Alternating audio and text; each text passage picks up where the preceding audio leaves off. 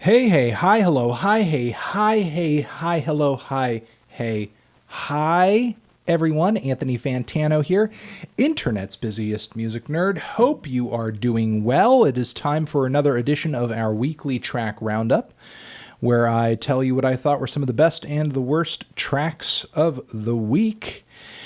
Shall we? Shall we, everyone? Shall we? Shall we go through these tracks? I think we shall. Remember, they're all listed down below, like usual. Like usual, so if you guys are curious about anything I'm talking about in this video, it's down there, along with our Turntable Lab link, which we get kickback from. Hit it up, hit it up, hit it up, especially if you're looking to buy some vinyl, a turntable, a something. And also our Patreon page is down there too. Get some extra bonus monthly content for a very cheap tier, and support the channel and everything that we do. Cool? Cool. All right, also a few more shout-outs. One, Panopticon has a new little charity Bandcamp thing out, couple of tracks.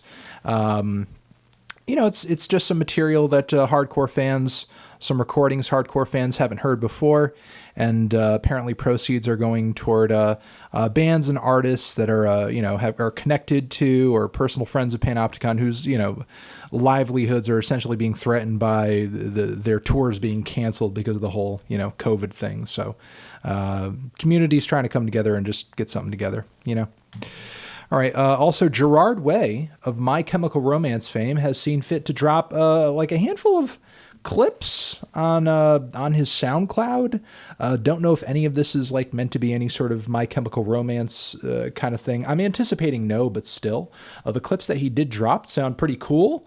Especially the one track that sounded like a pretty full song there, but all of them were pretty neat in their own way, and got me wondering what's bubbling up.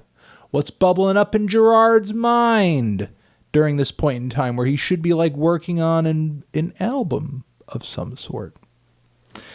Also, I want to give a shout out to this live at Hyde Street Studios session from Sunkill Moon, Mark Kozlek.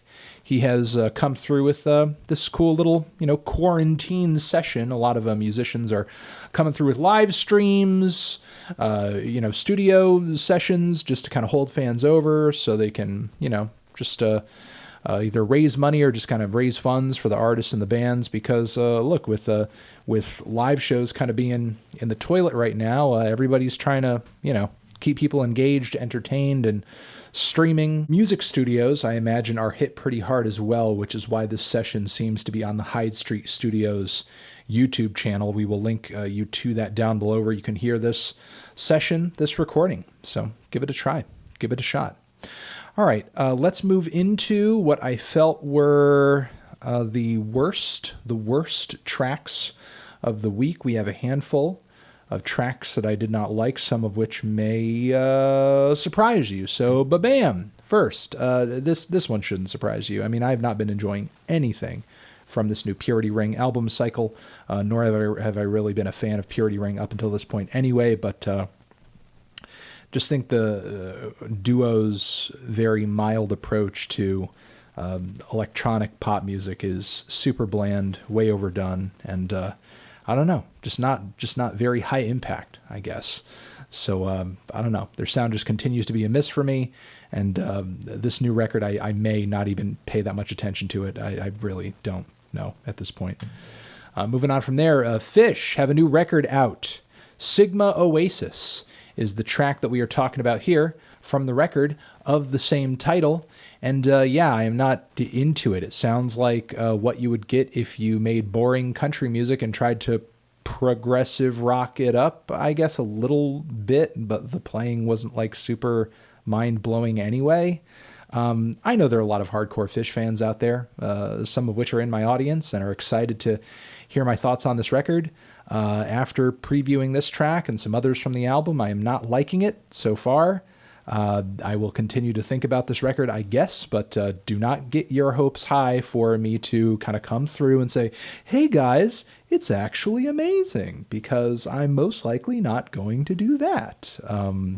If it somehow turns out that I wake up one morning and I have an epiphany and Phish is my most favorite band of all time, then I guess, I will do a 180. I'll update you on that change. I will let you know. But as of right now, that is not the case. And the chances of that change look very unlikely. Look very, very unlikely. So moving on from there, Orville Peck, Summertime. I haven't really spoken about Orville Peck at length in a lot of videos up until this point, because I think his music and I think his sound has a ton of potential. I mean, I love the artsy, dark kind of country thing that he has going on. I think it's a new way forward. I think it's something, an aesthetic, an idea, a concept that more artists in general and in the country genre should be kind of embracing. But there's just something about Orville Peck's singing and voice that I do not like at all. I mean, not only is the singing very clearly subpar, like, there are notes and there are progressions that are just a little amiss, and so many so to the point where it gets a little annoying and just difficult to listen to. But there's also something weird about Orville's articulation and enunciation, and the inflection, the tone of his voice too, that is really off-putting for me. I feel like almost as if, and I know Orville's from Canada, which isn't that far removed from the US and country music in general, as there are tons of great country and folk artists from Canada, but I feel almost as if I'm listening to an Estonian cowboy impersonator. I just don't really get what is just making it feel so off for me personally, but it just does not sound very genuine, I guess, to my ears. Now, that being said, the tune of the track is great, and the production is fantastic. I can tell a ton of money has been sunk into this recording to make it sound as lavish and as pristine as it does, because the instrumentation on this track is killer. It's really like, starting to woo me a little bit. I did like the instrumentation on Orville's last record, but this instrumentally and production-wise is so much more impressive, which is why it's even more disappointing to hear the vocals still sounding very, very, very, very lacking. So sadly, I'm still not into it, despite the fact that I really, truly want to be into it. I've not been saying that much about Orville's music because I've been anticipating, there's going to be a time he's going to blow me the fuck away. And then I'm just going to regret everything I said about his stuff in the past. And honestly, I don't know. It's pretty like the nail's pretty much in the coffin at this point. This is what I do not like about Orville's sound. Will that change in the future? Maybe. Could change. Could possibly change. But as of right now, I'm just not into his voice. I'm just not into his voice at all. Just not. And finally, DaBaby has a new track out, Find My Way. And DaBaby singing, not so much. Not so much. That same handful of flows he brings on every track on a good feature. Yes, sure. That's great. Fantastic. But DaBaby trying to get in his feelings a little bit on this slightly mellower cut was pretty weak to my ears, honestly. Not that I mind DaBaby getting personal or emotional, but there are better ways to do it than this. All right, let's move into the tracks that I thought were meh. Not terrible, but not blowing me away either. We have this new Yves Tumor cut, which I'm not going to talk too much about. Strawberry Privilege is the name of the song. I'm not going to talk too much about it because I am going to be reviewing the new album very soon, so I will give my thoughts on this track and others there, but it is linked down below. Give it a shot, give it a listen, anticipate it, because I will be giving more thoughts on it soon.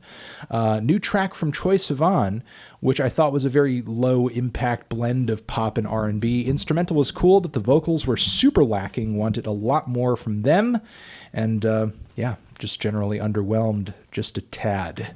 Moving on from there, Thundercat. We have a new song over here, Funny Thing, that I will also not get too deep into because I am going to be reviewing this record very soon as well, and don't want to spoil all of my thoughts on that. But Thundercat review on the way soon, this week, around the corner. We also have a new track from No Age Feeler, which was kind of a slacker piece of punk rock that had a bit of sound play going on in it. I mean, nothing really beats the sound play on No Ages Nouns. I mean, the shoegazy, thick, hazy sounds on that record are so fantastic. And not that I feel like the band needs to go back to exactly that in order to maintain my attention, but the noisiness of it, the abrasiveness of it, the euphoria of that record was so great. And I feel like the further they've drifted from that, or just, sound play in general, the more lacking their records have been. Feeler, while not one of their worst singles, still just felt a little mild and bland to me. I feel like it just could have used a bit more, a bit more layers, a bit more something, some kind of, aesthetic or just like textural hook to make things just sound a bit more interesting. Moving on from there, new track from the Magnetic Fields. The production I did not care for on this one because it was just a really super tinny recording, and not that Magnetic Fields are strangers to, sort of alternative mixing or recording styles and anything, but in this context, I just didn't really care for it. But still, I thought the song and the song concept itself, Kraftwerk in a Blackout, was actually pretty clever and very entertaining. Leave it to the Magnetic Fields to always have something funny and witty to say. Moving on from there, we have Future with a new track, Tycoon. I thought the chord progression on this track was tried and true, but still nice. Future's performance wasn't too bad either, and his lyrics came through in a kind of cinematic way. Kind of a dark song for Future, I would say. But still, song, not a strong hook, and the track runs a little one-dimensional too. Not like some of the more interesting hook-heavy as well as multi-phase tracks off of The Wizard, but still not a terrible showing from Future. We have a new track from Ed O'Brien, EOB, of Radiohead fame. Olympic is the name of the track, and while I did think the vocals on this one were very lacking, I do love how groovy, linear, and multi-phased the instrumental on this track is. So, if you guys are super into stuff like In Rainbow's era, I think you'll fuck with this pretty heavy. Give it a try. Give it a shot. We have Toosie Slide, new track from Drake. Gave a review of this one over on the Fantano channel. I think there's some admirable qualities to this track, some of the vocal lines, the lyrical concept, as well as, I guess, the sad, dreary chord progression of the song too, but it's very low on structure, and Drake's performance is pretty unenthusiastic. In fact, I would say this is another example of Drake being lazy. Moving on from there, we have a new track, Jesus Christ 2005, God Bless America, which I'm just noticing. Is that like the font? That's like the YouTube video title font. But anyway, from the 1975, didn't think this one was bad, but I felt like the band's more recent singles have been kind of derivative, including this one, as this track just kind of sounds like some very hushed Sufjan Stevens indie folk. It's not terrible, but it's not exactly groundbreaking either, and I feel like the band doesn't really put an interesting twist on this style. They just kind of rip it off, and that's that. And let's move on to the tracks I thought were the best, the ones that really kind of left an impression on me this week. There are quite a few. Bam, 1, Umbra Vitae. Hope I'm pronouncing that correctly, but anyway, this is a new supergroup featuring Jacob Bannon of Converge fame. And there's connections to Job for a Cowboy, Twitching Tongues. So pretty heavy group, looking at, the personnel list. This is going to be a pretty heavy group. And sonically, this track over here, Return to Zero, it does share a lot in common with like some old school, very noisy Converge, but there are some chuggier, heavier, more metallic passages and elements to the track too. So multiple phases to it, and maybe a sound and some riffs that would appeal a bit more to metal fans, traditional metal fans and metalcore fans. So yeah, give it a try, give it a shot. It's pretty heavy and very enjoyable, very exciting. Looking forward to hearing more from this group. We also have a new track from Serpent with Feet. And Akama is the name of the song, while it is not the most lavish track I've heard in my life. And I thought some of the vocal lines were pretty Radiohead-ish, which continues to be a pretty obvious influence for Serpent with Feet. What I will say is I did love the tune quite a bit, and I thought the vocal performance was solid, was quite nice. And I liked the clarity of the whole thing as well. So, good track. Good track. We have a song from an artist I'm just now hearing about this week, Hakim. QADIR is the name of the song. And this is actually a really cool piece of modern psychedelic soul. And that's really all I can say about it. You know, good vocal performance, great splashy, washy production that's really colorful, and a good song to boot. Liking it a lot. I will be sort of trying to look out for anything else Nick has coming out in the future after this. But it's a really good track. M. Ward, whose new record, I guess I should be kind of keeping an eye out for, because I have been paying attention to most of the singles. And this one over here is my favorite so far. Heaven's Nail and Hammer. God, do I love the vintage song, sort of packed away in the background on this one. The vocal harmonies are lovely. It's dreamy. It's alluring. It is gorgeous. Actually reminds me a lot of M. Ward's older stuff. Very tasteful, very vintage, but done with, a modern flair to it, and just good writing all around, and quality production too. So, M. Ward, Migration Stories. Let's keep it moving. We have a new track from Laura Marling over here, which I thought was quite good. Held Down is the title of the track. And Laura Marling moves, I would say, in a bit of a folk rock direction on this one. Punchy drums on this thing, bolder vocals as well. And I don't know, just a great all-around performance. A Laura Marling song and record can vary in intensity pretty widely, although she did have some really standout tracks off of her last LP, but bangers in a way you could say. But still, this is one of her most hard-hitting tracks in a while, and her new record is coming out very soon. And I got to say, off of this song, we'll be definitely scoping that out.